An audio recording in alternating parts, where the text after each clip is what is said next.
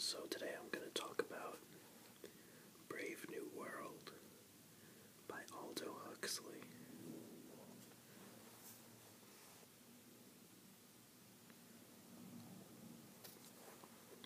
This book was published in 1932, and just like George Orwell's novel 1984, it's really was really ahead of its time. And in my opinion, this is even more important than 1984.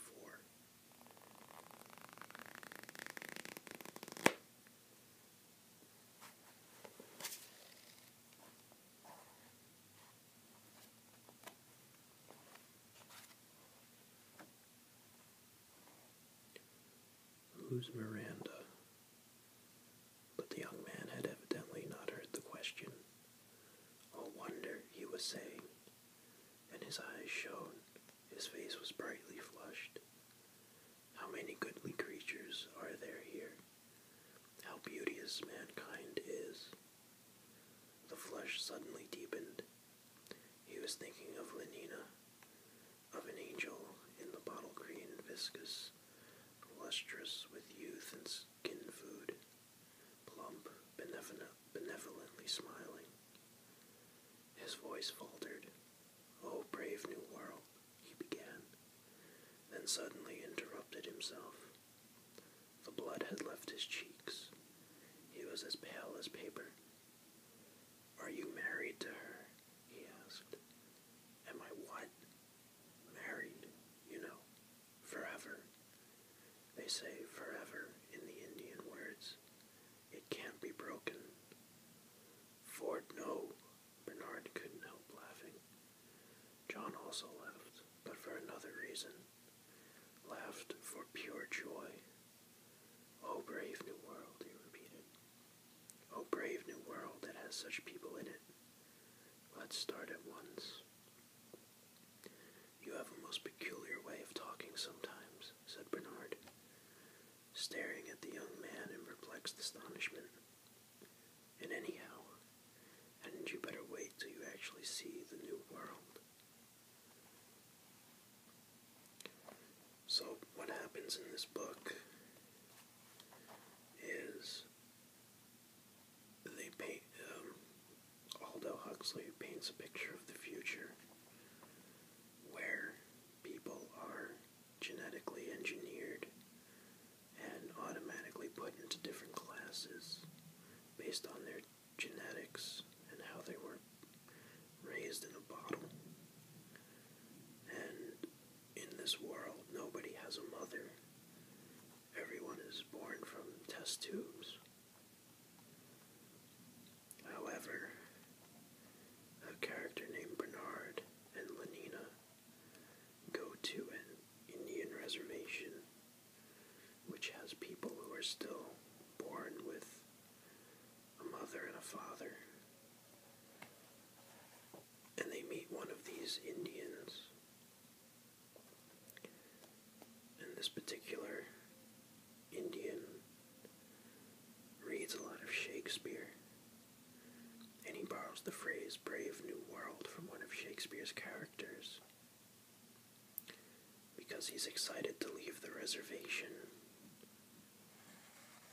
and go see what this new futuristic world looks like.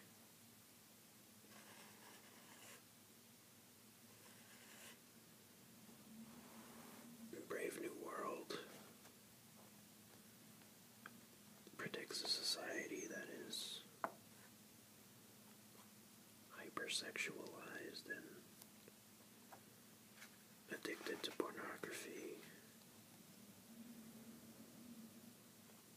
It also predicts a world where people hate to be alone, where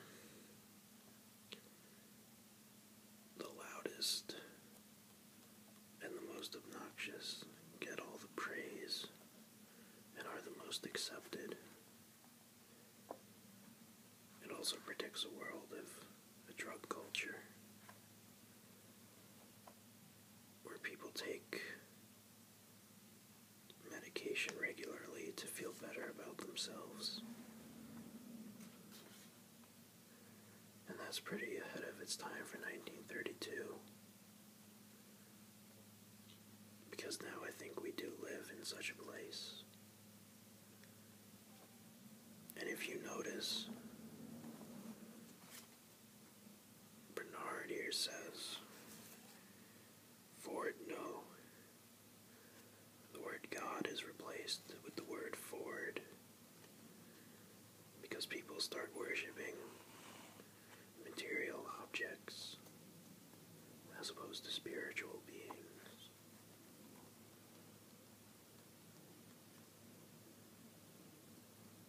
I think that's kind of the world that we live in now. It might not seem that way to a lot of people, but I think it is. Because we do have a drug culture.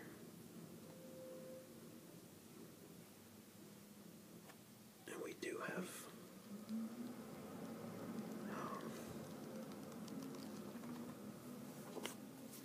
a very materialistic culture. And I think the ASMR community is sort of outside of the mainstream. Because in the whisper community and the ASMR community,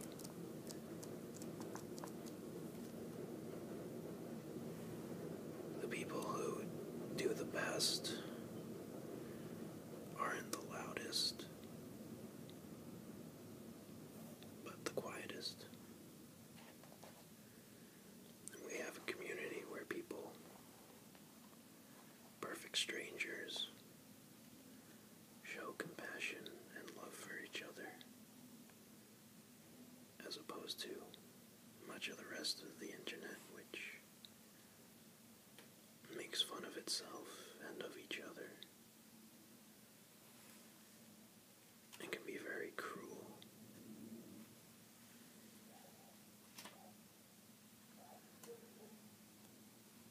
In a way, we've created our own brave new world.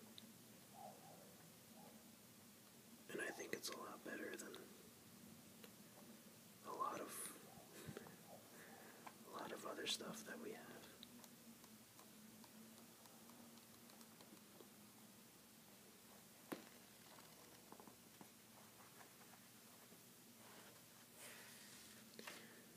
If you really want to begin to understand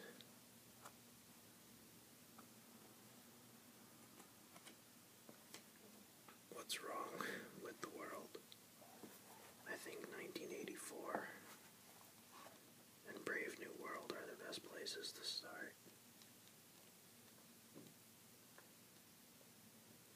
In fact, when George Orwell published 1984, he sent a copy of it to Aldous Huxley, and Huxley replied. And in the back of this book, there's some correspondence between Orwell and Huxley.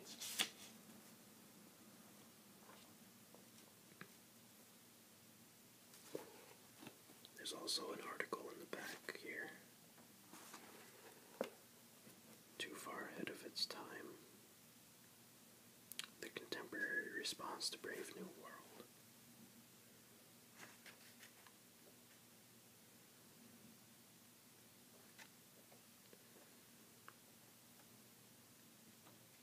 So, just to say everything I said in one sentence, I think a lot of the events in this book have come to pass.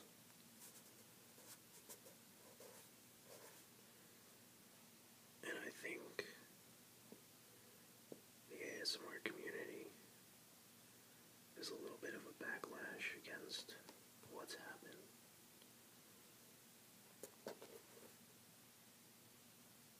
that's why I'm happy to